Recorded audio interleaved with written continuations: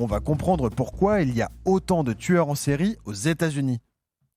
Les États-Unis d'Amérique, c'est bien les États-Unis d'Amérique, soit plus de 50 États qui décident de former un seul pays. Et même s'il y a un gouvernement fédéral, dont le président actuel est Joe Biden, chaque État a aussi sa propre législation.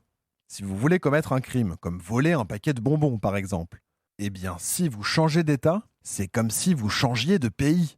Même si l'information finit par passer d'une juridiction à une autre, vous avez eu 150 fois le temps de manger tous vos bonbons et d'enterrer le paquet sous la poubelle. Mais ça a changé au début des années 2000, avec la création de l'équivalent du ministère de l'Intérieur en France, le Department of Homeland Security. En outre, des chercheurs ont suggéré que l'urbanisation grandissante des États-Unis offrait le couvert de l'anonymat dans les grandes villes, comme Los Angeles ou Chicago, tout en rassemblant des cibles faciles pour les meurtriers, souvent des personnes à la marge comme les prostituées, les sans-abri, les immigrants ou d'autres populations discriminées.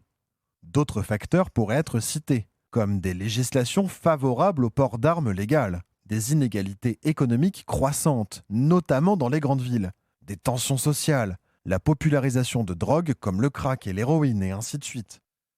Mais il faut aussi reconnaître que c'est peut-être dû au fait que c'est aux États-Unis que le terme de tueur en série est créé dans les années 70.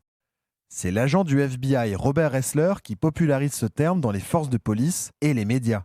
Comme avec le procès de Ted Bundy, qui avait assassiné de nombreuses jeunes femmes dans 7 États des États-Unis entre 1974 et 1978. Les forces de l'ordre mettent alors au point des méthodes spécialisées pour mieux comprendre et appréhender les tueurs en série. C'est d'ailleurs à ce moment-là que se développe le profilage criminel. C'est une méthode employée par des enquêteurs spécialisés en psychologie pour comprendre comment pense un criminel, a posteriori, donc en se basant sur l'analyse des faits après qu'ils soient commis. En tout cas, tout ça pour dire que l'amélioration des techniques de collecte de données, de conservation des archives et des méthodes spécialisées pour trouver les auteurs de ces meurtres en série a mécaniquement fait augmenter le nombre de cas documentés. En gros, on ne peut trouver que ce que l'on cherche déjà. Et avec une attention médiatique renforcée, car on doit bien admettre que les histoires de serial killers, ça captive les foules, et donc ça fait vendre des journaux. Eh bien tout ça, ça met d'autant plus le focus sur ces cas de tueurs en série. En tout cas, depuis les années 90, le nombre de tueurs en série signalés est en déclin. On ne va pas s'en plaindre.